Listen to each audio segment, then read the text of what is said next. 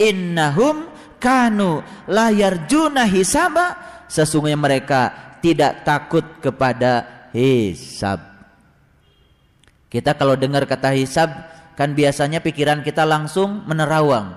Oh, nanti ketika dunia ini sudah dihancurkan, kemudian semua dibangkitkan dari kuburan, kan gitu, diantrikan di timbangan, di posyandu, kemudian setelah itu ditimbang satu-satu, kan itu hisab katanya kita. Dan setelah itu manusia cuma terbagi dua, yang masuk surga, yang masuk neraka. Terus yang kembali kepada Allah berapa? Nggak ada yang kembali kepada Allah, semuanya surga atau neraka, kan itu pikiran kita kan seperti itu. Itu kan siloka sebetulnya. Cerita tentang kiamat yang selama ini diyakini oleh kita itu siloka. Dihancurkan dulu semestanya, baru dibangkitkan dari kuburannya, betul nggak? Setelah itu manusia akan kembali kepada Allah. Itu siloka. Dihancurkan dulu ya buminya, setelah dihancurkan buminya dibangkitkan ruhaniyahnya dari kuburannya. Setelah hancur semesta itu namanya bangkit ruhnya. Bangkitnya ruh bahasa Qur'annya kiamat. Makanya kiamat selalu diidentikan dengan hancurnya semesta. Iya, emang Nabi Musa hancur dulu baru kiamat. Nabi Muhammad hancur dulu baru kiamat.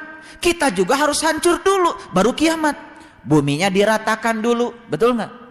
Gunung-gunungnya dihancurkan dulu seperti anai-anai. Setelah hancur semuanya, tidak merasa ada lagi kita, baru bangkit yang di dalam diri kita. Bangkitlah sang ruhani dari kuburan jasmani ini. Itu.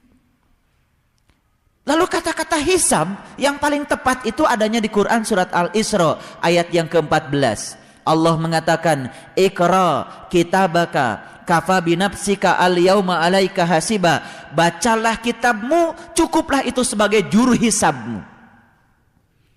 Jadi hisab itu kapan? Hisab itu saat kita sedang membaca kitab sejati kita. Kita sedang melihat diri kita yang sebenarnya. Kita sedang melihat apa yang kita lakukan. Kita sedang melihat ya akibat-akibat dari apa yang kita lakukan. Kapan itu terjadi? Saat kita sedang melihat kitab sejati kita ke dalam. Maka perintahnya di Quran, Iqra kitabaka, bacalah kitabmu, kafa binafsika al yauma alaika hasiba, itulah hari hisabmu. Kalau begitu hari hisab kapan terjadi? Ya saat kita sedang membaca kitab amal kita. Kitab amal kita dibacanya kapan? Ya sekarang. Kapan saja kita bisa, kapan saja kita mau. Sekarang kita mau membacanya, sekarang kita bisa membacanya. Semua jelas kelihatan. Apa yang kita lakukan, dampak yang kita lakukan, semuanya bisa kita lihat. Itulah yaumul hisab. Jadi ternyata urutannya kan benar. Hancur dulu semestanya, betul nggak? Dibangkitkan ruhaniyahnya, betul nggak? Saat itu kan kita antri bersop-sop menghadap Allah. Saat itu kita membaca kitab amal kita. Itulah yaumul hisab. Nyata atau hayalan? Nyata. Terjadi atau tidak? Terjadi. Jadi bahasa siloka itu menjadi bahasa pengalaman bagi kita. Bagi mereka yang tahu ilmunya, yang tahu caranya. Jadi tidak salah cerita kiamat yang selama ini kita yakini. Cuman kita terlalu meyakini dalam bahasa yang sangat materi. Tidak digeser ke dalam bahasa ruhani. Itu silokanya, itu simboliknya. Bahasa ruhaninya kan sebetulnya urutannya memang begitu. Manusia dimatikan dulu. Setelah dimatikan baru bangkit dia dari kuburannya. Betul nggak? Emang syarat bangkit? Ya mati dulu. Betul? Mati sebelum mati. Nyambung nggak? Nyambung? Kalau nyambung diteruskan, kalau nggak nyambung jangan diteruskan. Nah, teruskan, ya. Dan mereka mendustakan tanda-tanda kami. Siapa sih? Apa sih tanda-tanda kami? Kami di situ kan pakai K besar. Tanda-tanda Allah tentu saja. Ya tanda-tanda Allah, ya Allah itu sendiri. Jadi saat kita sedang menghisab diri kita, saat itu yang kita lihat adalah tanda-tanda Allah. Tanda-tanda Allah, ya Allah itu sendiri. Dan sungguh, dengan sungguh, ya dengan sesungguh-sungguhnya. Dan segala sesuatu telah kami catat dalam suatu kitab. Wa kulla syai'in ahsainahu kitaba. Betul? Tercatat di situ semuanya? Tercatat semuanya di situ. Makanya saya sudah sampaikan waktu kaji Quran surat Al-Qiyamah, membaca Quran yang benar itu adalah saat dimana kita membacanya tanpa menggerakkan lidah. Iya. Itu membaca Quran yang sesungguhnya tanpa menggerakkan lidah. Kata siapa? Ya kata Quran. Beruntung mereka yang sudah bisa membaca Quran tanpa menggerakkan lidah. Nah, karena itu rasakanlah, dan kami sekali-kali tidak akan menambah kepadamu selain daripada azab, illa azab. Makanya sekali kita jatuh, kemungkinan berikutnya jatuh lagi, kemungkinan berikutnya jatuh lagi. Jadi sebetulnya kita itu dari lapisan bumi yang pertama masuk pada lapisan yang kedua, masuk pada lapisan yang ketiga, masuk pada lapisan yang keempat, masuk sampai lapisan yang ketujuh. Nah sekarang kalau kita sudah tinggal di lapisan bumi yang ketujuh, untuk menuju pada bumi pada lapisan pertama saja sudah beratnya kayak apa? Apalagi untuk menuju lapisan langit yang berikutnya. Untuk pindah dari lapisan bumi yang ketujuh sampai yang keenam, sampai yang kelima, sampai yang keempat, sampai yang kesatu, untuk masuk kepada lapisan langit yang tinggi, itu saja perjuangannya bisa berabad-abad. Jadi tahu sekarang bumi itu ada 7 lapis. Tahu? Ya bukan dibor ke bumi yang ini. Ya. Jadi sebetulnya semua ya perwujudan dari materi, perwujudan dari makhluk, apa itu materi ataupun binatang, itu semua bisa dikelompokkan ke dalam lapisan bumi, dari lapisan yang pertama sampai lapisan yang ketujuh. Ya, kalau tinggal di tempat yang paling rendah, ya paling rendah. Kalau kita kan tinggal sekarang di tempat yang agak lumayan, walaupun rumah kita lain-lain, ya kan? Tapi lumayan kan kita tinggal di bumi yang ini, di lapisan yang ini. Coba kalau tinggalnya di lapisan yang lebih rendah lagi. Betul nggak? Iya, di lapisan lebih rendah lagi. Yalah, lapisan yang agak rendah, kuda misalkan, jarinya saja sudah jauh. Betul nggak? Jarak dari sini ke sini dengan jarak dari sini udah jauh. Kan nggak mungkin dia bisa melakukannya. Betul? Nggak mungkin. Yang mirip-mirip aja monyet, ya kan? Makanya kan Allah di Quran mengatakan wa kunu qiradatan khasiin. Aku kutuk kamu menjadi kera yang amat hina. Sama sih, punya tis'ata asyara, sama-sama punya yang 19, tapi dia nggak ngerti cara menggunakannya. Maka Allah bilang, aku kutuk kamu menjadi kera yang amat hina. Jadi kalau begitu banyak gak kera? Ya banyak. Itu adalah lapisan bumi yang lebih rendah. Nanti akan terdegradasi lebih rendah lagi, lebih rendah lagi. Untuk naik itu sesuatu yang luar biasa, berabad-abad kata Quran. Itulah jahanam. Kita teruskan, ya. Inna lil muttaqina mafaza. Sesungguhnya orang-orang yang bertakwa dia mendapatkan kewenangan. Siapa yang bertakwa? Kan sudah saya jelaskan berulang-ulang. Yang mengambil janji diangkat gunungnya, betul? Diperjalankan gunungnya. Ketika dia memperjalankan gunungnya, semuanya menjadi fata morgana. Kenikmatan yang ada di dunia ini saat kita sedang berjalan gunung kita menjadi kenikmatan yang fata morgana. Makanya dunia ini kenikmatan yang menipu bagi yang tahu. Tapi yang belum tahu kenikmatan selain dunia, dia akan melihat dunia ini adalah kenikmatan yang sesungguhnya. Untuk siapa dunia ini kenikmatan yang sesungguhnya? Untuk orang-orang yang tertutup. Untuk orang-orang yang terbuka, yang sudah merasakan kenikmatan di luar itu, dunia ini fata morgana kenikmatannya. Tapi bagi orang yang tertutup, dunia ini kenikmatannya nyata, senyata-nyatanya. Jadi kalau hari ini kita masih memandang kenikmatan dunia sebagai kenikmatan yang nyata, berarti kita masih tertutup. Gitu. Jadi kita bisa lihat ya dari cara dia memandang dunia, tertutup atau tidak tertutup. Teruskan yang berikutnya. Sesungguhnya orang-orang yang bertakwa mendapatkan kemenangan. Inna lil muttaqina mafaza. Ya, kemudian yaitu kebun-kebun dan buah-buah anggur. Dan gadis-gadis remaja yang sebaya, dan gelas-gelas yang penuh yang berisi di dalamnya. Di dalamnya mereka tidak mendengarkan perkataan yang sia-sia dan tidak dusta.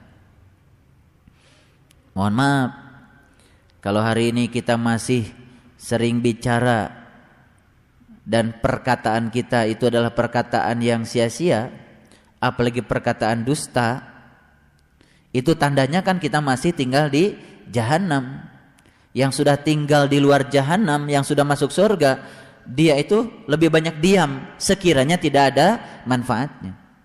Mungkin setelah belajar ilmu ini kita merasakan untuk ngomong ini rasanya malas gitu kalau tidak ada manfaatnya.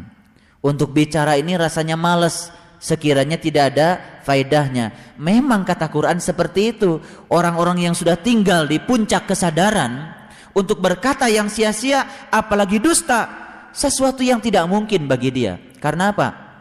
La yasma'una fiha lagwaw wala kizaba.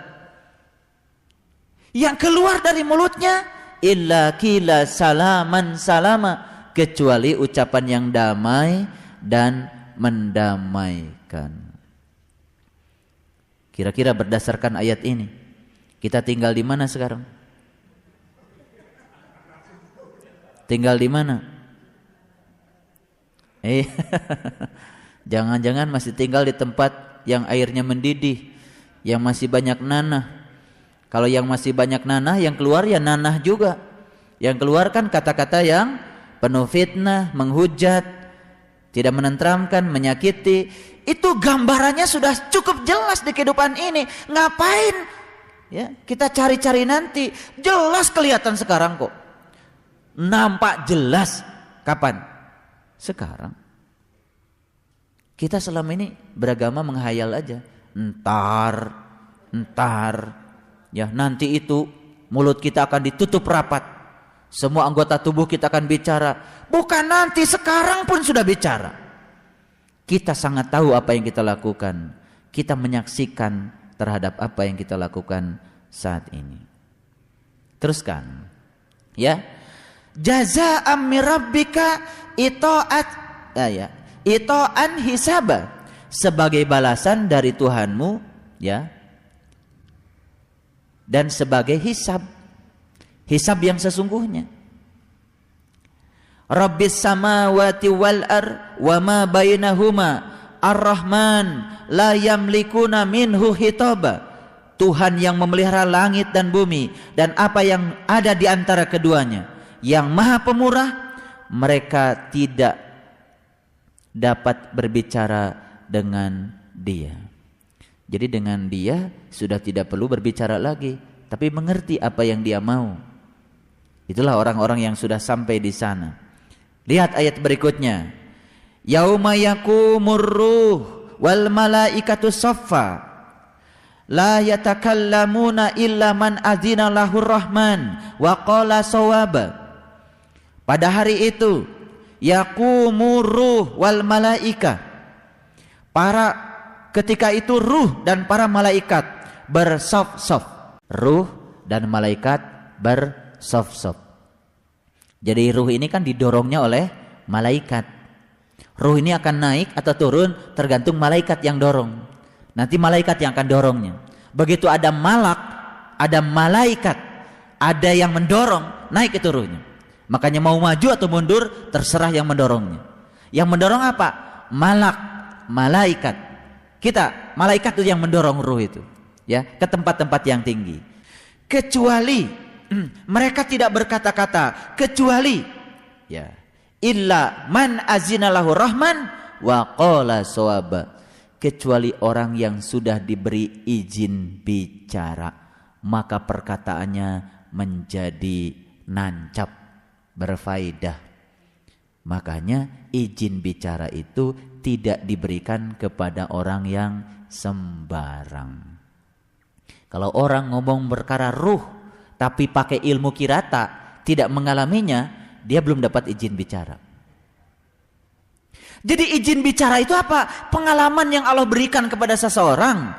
Makanya orang beriman itu dilarang membicarakan sesuatu yang tidak dialaminya, yang tidak dirasakannya. Kabura maqtan indallahi an taquluna ma la taf'alun. Murka Allah akan menimpa dirinya ketika dia membicarakan sesuatu yang dia tidak mengalaminya, tidak merasakannya. Itu sebabnya tidak semua orang diberi izin bicara. Maka Allah mengatakan man azinalahu rahman wa qala shawaba. Barang siapa yang diberi izin bicara oleh Allah, maka kata-katanya pasti akan menghunjam. Kita kan sering mendengar orang berbicara, tapi kata-katanya ngambang, kata-katanya bingung, ya, kata-katanya tidak ada energinya, tidak menghunjam. Itu artinya dia belum diberi izin bicara. Kapan izin bicara akan diberikan Allah pada dia? Kalau dia sudah diberi pengalaman oleh Allah untuk mengalami yang dia bicarakan, itu namanya izin bicara. Kalau dalam bahasa keilmuan ma'rifatullah, seorang murid itu kan disuruh bicara harus ada izin dari gurunya. Itu tidak bisa sembarang tiba-tiba misalkan semua memberikan doa gitu rame-rame. Dalam keilmuan ma'rifatullah itu kan ada yang disebut dengan silsilah, ada izin bicaranya. Izin bicara itu dari Allah yang disampaikan lewat guru-gurunya. Makanya kalau orang tidak dapat izin bicara, dia ngomong, akan terjadi perdebatan. Apalagi ketika dia ngomongnya itu belum yang dia alami. Sesuatu yang diomongkan yang bukan dia alami hanya akan mengeraskan hatinya. Makanya banyak orang keras kepala karena apa? Dia merasa banyak ilmu, keilmuannya itu yang mengeraskan dirinya. Tapi kalau orang yang mengalami pengalaman spiritual, tidak semakin keras, semakin lembut. Sekarang kalau kepala diadu dengan kepala, masing-masing sama kerasnya, kan saling menyakiti. Sama seperti batu dengan batu dikarungi, kan saling menyakiti. Coba batu dengan batu dikarungi, kan saling menendang, saling menyakiti, saling memukul. Betul nggak? Tapi kalau air digabung dengan air, saling mengisi. Yang lembut ketemu yang lembut, saling mengisi. Yang bijaksana ketemu yang bijaksana, saling mengisi. Yang bijaksana ketemu yang bijaksana, saling mencerahkan. Yang bijaksana ketemu yang tidak bijaksana, tidak memaksa. Jadi kalau kita masih sering memaksakan pendapat kita kepada orang yang tidak tahu, yang tidak bijaksana, kita. Lah orang tidak tahu dipaksa. Yang tidak tahu biarkan saja, ntar juga tahu. Di abad yang mana? Yang nggak tahu berabad-abad lagi dia untuk menjadi tahu. Sekarang dia sedang tidak mau tahu. Nanti di abad mana jadi yang tahu. Makanya jadilah air. Kalau air ketemu air kan saling mengisi. Betul nggak? Saling meresap. Air kopi gabungkan dengan air susu, saling mengisi. Setelah itu nyampur, jadilah susu kopi. Betul nggak? Iya, kalau sudah jadi susu kopi, ya rasanya kan udah nyampur, saling meresap. Ya karena yang lembut ketemu yang lembut. Coba batu ketemu batu, tetap aja yang ini batu, yang ini batu. Betul nggak? Ini malah menendang batu yang lain, pecah batu yang lain. Itu cirinya batu. Makanya kalau orang tidak dapat izin bicara, ngomong, ngantuk. Khotib bicara di mimbar, ya, Saking asiknya dia dengan dirinya sendiri, bangga dengan keilmuannya. Yang ilmu yang disampaikannya sebetulnya tidak nyambung dengan yang dengerin. Yang dengerin kan tidur. Itu nggak dapat izin bicara. Ya. Kalau yang dapat izin bicara itu pasti akan menghunjam. Wa qala shawaba, kata-katanya pasti menghunjam. Orang yang diajak bicara cuma bilang, "Oh iya. Oh iya." Ya walaupun oh iyanya agak lama, tapi tetap oh iya. Oh iya. Agak lama tapi iya juga.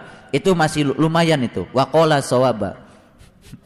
Ada langsung iya, ada langsung oh-nya lama dulu baru orang lain udah ketawa, baru ya ketawanya nanti setelah bubaran pengajian. Itu lumayan masih ikut ketawa kan? Masih nyambung. Ya, itu sebabnya sekarang tugas kita adalah mendorong ruh itu dengan malak yang ada pada diri kita agar ruh ini mencapai alam-alam yang tinggi. Kalau sudah mencapai alam yang tinggi, dia dapat izin bicara di alamnya sendiri. Jadi Allah itu luar biasa ya.